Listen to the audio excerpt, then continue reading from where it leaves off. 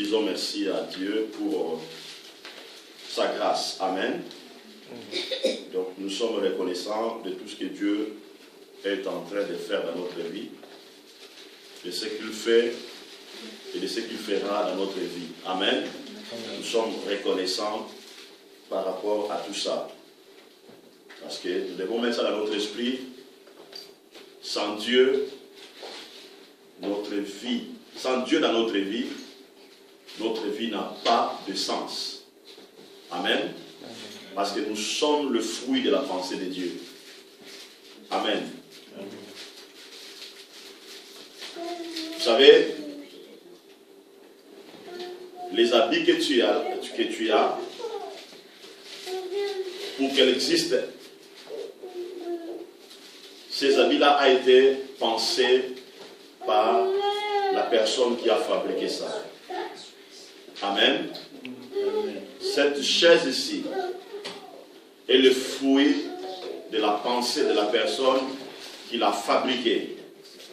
Et nous aussi, nous sommes le fruit de la pensée de Dieu. Parce que Dieu nous a créés. Amen.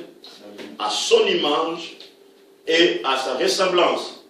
Et voilà pourquoi, tous les jours de notre vie, nous devons le servir avec beaucoup de dévouement, avec beaucoup d'énergie, avec beaucoup d'amour, avec beaucoup de volonté. Amen. Alléluia. Donc nous devons lui rendre la gloire tous les jours. Nous devons le célébrer tous les jours. Alléluia. Parce qu'il est un Dieu merveilleux. Donc nous sommes toujours dans notre thème. Aujourd'hui, j'aimerais vous parler sortir de l'influence négative et donne la place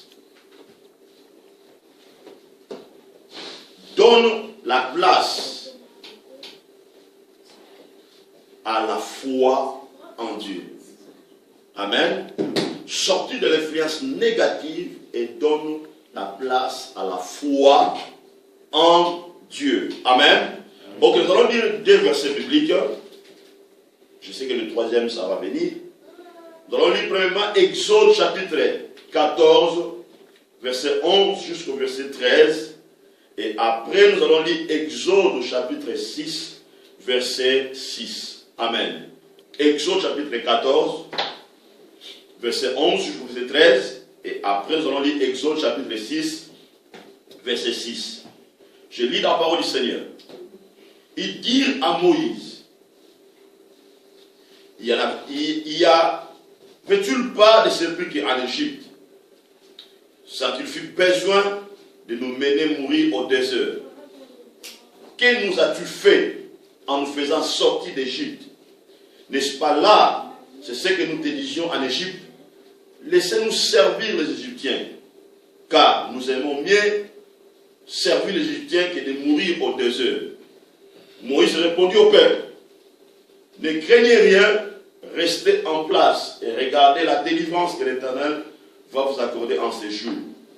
Car l'Égyptien que vous voyez aujourd'hui, vous ne le verrez plus jamais. Exode chapitre 1, 6, verset 6. C'est pourquoi dis aux enfants d'Israël, je suis l'Éternel. Je vous affranchirai des travaux dont vous chargent les Égyptiens. Je vous délivrerai de leur servitude et je vous sauverai à bras étendus et par les grands jugements. Amen. Vous savez, lorsque la parole de Dieu elle est enseignée,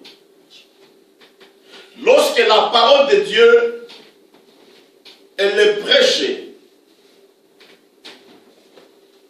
il faut que cette parole-là amène la lumière, amène la connaissance, amène la compréhension et amène la foi. Pourquoi? Parce que la parole de Dieu, ou le but de la parole de Dieu, lorsqu'elle vient parmi nous, elle vient dans un but de nous corriger. Pourquoi nous corriger? C'est pour amener de la perfection dans notre vie. Donc, il faut que la parole de Dieu amène la lumière dans ton esprit. Pourquoi amener la lumière? C'est pour enlever de l'ignorance dans ta vie. Cette parole doit amener la connaissance, ou je peux ajouter aussi la révélation et la compréhension. Amen. Et la foi. Je vais le dire tout à l'heure que la parole de Dieu, elle vient, c'est pour nous corriger, afin que la perfection jaillisse dans notre vie. Amen. Et voilà pourquoi tous les jours, Dieu ne cesse de nous parler. Dieu ne cesse de nous enseigner la parole de Dieu, parce que Dieu poursuit quelque chose dans notre vie. Et ce que Dieu poursuit, c'est la perfection dans notre vie. Amen. Dans ces deux versets bibliques que nous venons de lire ici, j'aimerais faire sortir des principes importants de notre délivrance, de notre rédemption et de notre voyage vers la terre promise et de notre voyage vers l'éternité. Alléluia. Amen. Je reviens d'abord dans le verset de Exode chapitre 6, verset 6. Dieu dit à Moïse, c'est pourquoi dis aux enfants d'Israël, je suis l'Éternel. Amen. Amen. Et à chaque fois dans la Bible, vous voyez que Dieu dit, je suis l'Éternel. Donc Dieu veut dire, je suis le Dieu de la continuité. Amen. Je suis l'Éternel. Une fois Moïse, lorsque Dieu a appelé Moïse pour la mission de la rédemption du peuple Israël, Moïse posa la question à Dieu, mais ils me diront qui t'a envoyé, ou quel est ton nom? Dieu a dit à Moïse, tu leur diras mon nom, c'est je suis. Cela veut dire, je suis le Dieu de la continuité. Amen. Amen. Et on sait bien, la Bible déclare, lorsque Dieu commence quelque chose, Dieu ne s'arrête pas avec la chose qu'il a commencée. Il n'échoue jamais avec la chose qu'il a commencée. Et lorsqu'il commence quelque chose, il achèvera. Amen. Avec beaucoup de perfection. Donc, je suis l'Éternel, je suis le Dieu de la continuité. Je suis l'alpha et l'oméga. Et Dieu dit, je vous affranchirai des travaux dont vous chargent les Égyptiens. Je vous délivrerai de leur servitude. Et je vous sauverai à bras étendus et par de grands jugements. Amen. Et cette délivrance, cette parole a été accomplie. Maintenant, lorsque le peuple d'Israël ont quitté l'Égypte, dans le verset de Exode 11, verset 13, la Bible dit ceci. Pharaon s'est élevé avec son armée pour attaquer le peuple d'Israël. Son but était d'arrêter tout le peuple d'Israël et de les ramener en Égypte. Souvenez-vous, je vous avais dit, je vous avais donné une estimation par rapport au nombre de peuples d'Israël qui ont quitté l'Égypte. Il y avait plus de 3 millions de personnes. Amen. Amen.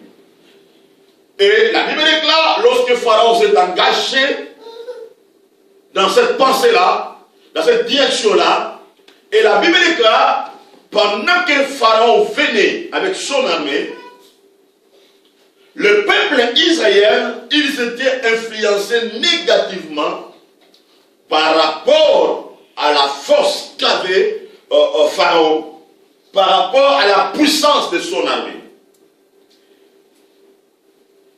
Le peuple ont dit à Moïse, il n'y avait-il pas de sépulcre en Égypte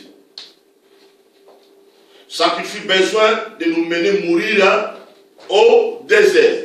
Et ici on voit le peuple israélien, ils étaient influencés négativement. N'est-ce pas là, c'est ce que nous te disions en Égypte, laissez-nous servir les Égyptiens, car nous aimons mieux servir les Égyptiens que de mourir en Égypte. Physiquement, le peuple israélien n'était plus en Égypte. Amen. Ils avaient déjà reçu le salut. Ils avaient déjà reçu la délivrance. Mais ils arrivent dans le désert, sous la présence de Dieu, sous la domination de Dieu. Le peuple israélien, en voyant Pharaon, c'est comme si l'Égypte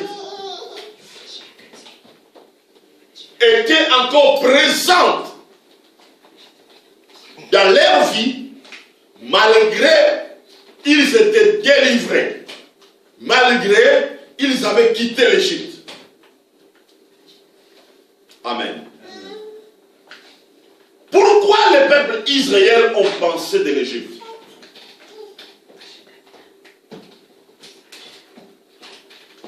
Parce que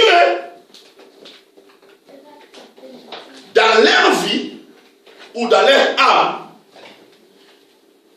il y avait encore certaines mentalités d'esclavagisme. Il y avait encore certaines mentalités de la servitude. Donc on voit, il n'y avait pas, le peuple israélien n'avait pas encore renouvelé leur esprit par rapport à leur passé. Amen. L'esclavagisme empêchait le peuple israélien d'être erré et de vivre dans la liberté. Amen. L'esclavagisme empêchait le peuple israélien d'être erré et de vivre dans la liberté. Amen. Et ces choses-là étaient ancrées dans leur âme. Ces choses-là étaient ancrées dans leur cœur. Ils ont reçu la délivrance. Ils ont quitté l'Égypte. Amen. Mais ces choses-là étaient encore endormies, étaient encore dans leurs pensées, étaient encore dans le cœur.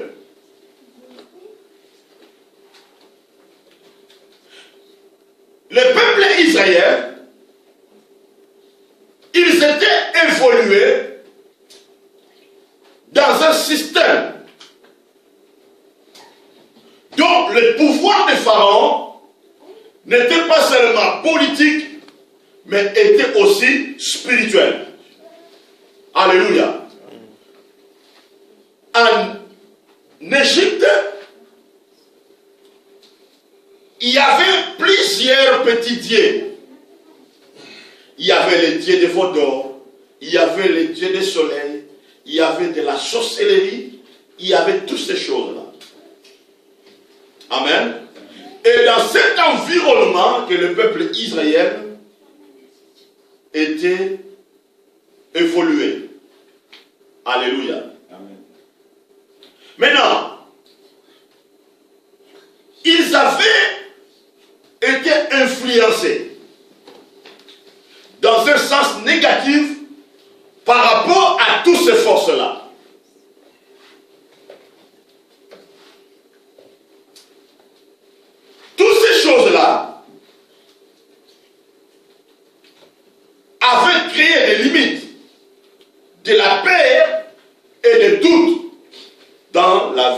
le peuple israélien. Alléluia. Donc, être en Égypte, c'est d'être influencé négativement par le système égyptien. Comment? Par la mentalité. Par ta mentalité, pardon. Par tes croyances et par ta façon de voir les choses.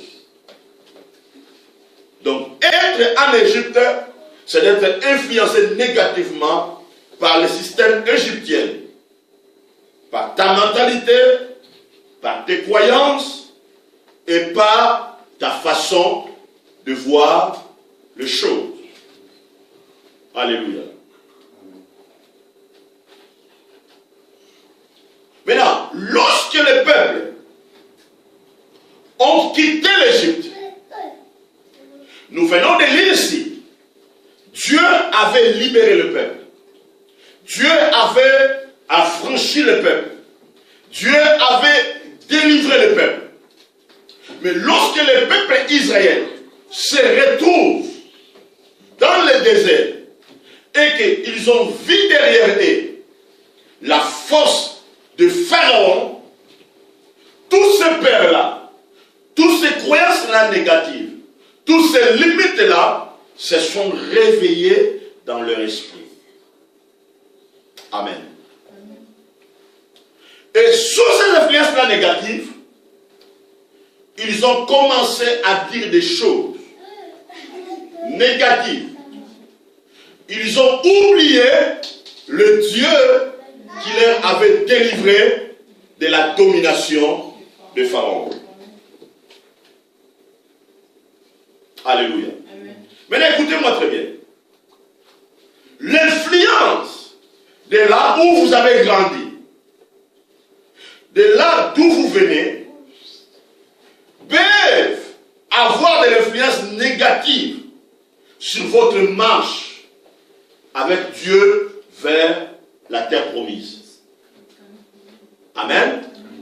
Donc, l'influence de là où vous avez grandi, de là où vous venez, peuvent avoir de l'influence négative sur votre marche avec Dieu vers la terre promise.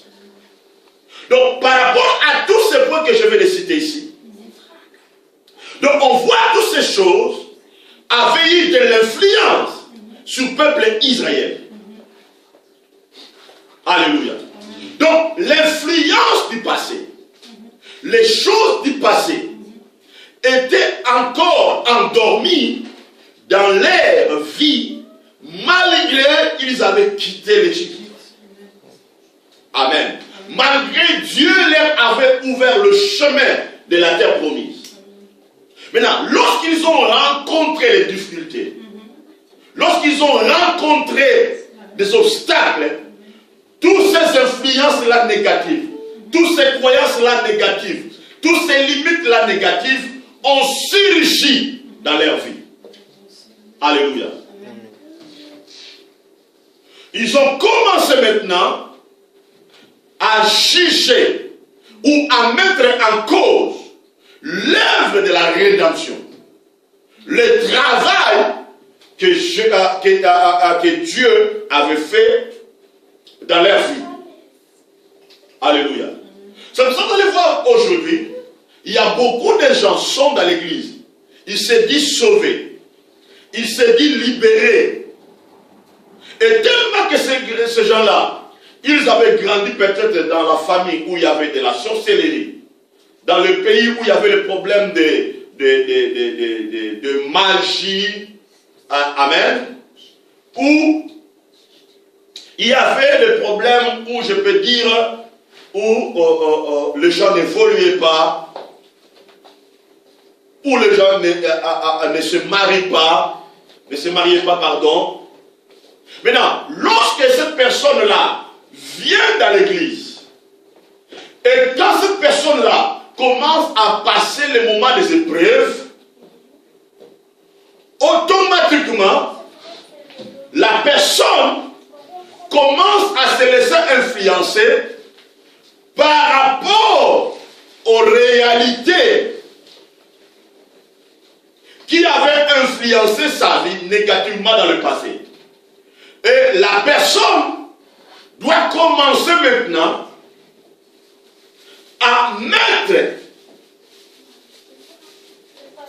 des limites dans sa vie. Il va commencer à chercher des choses qui n'encadrent pas avec le travail que Dieu a fait dans leur vie. Alléluia. Est-ce que j'aimerais que vous puissiez me comprendre? Amen. Dieu dit ceci. Je suis l'Éternel. Je vous affranchirai des travaux dont vous a chargé l'Égyptien. Amen. Je vous affranchirai des travaux dont vous a chargé l'Égyptien. Cela veut dire toutes les choses que le diable avait mis dans votre vie comme joug. Lorsque le Seigneur vous a délivré, lorsque le Seigneur vous a sauvé, le Seigneur lui-même, il fait un travail de vous libérer, de vous affranchir de toutes ces choses-là. Amen. Ça c'est un. Deuxième chose, il va te délivrer de la servitude. Amen. Il va vous délivrer de la servitude, de l'esclavagisme. Et troisième chose, il va vous sauver et Dieu va appliquer sa justice. Cela veut dire,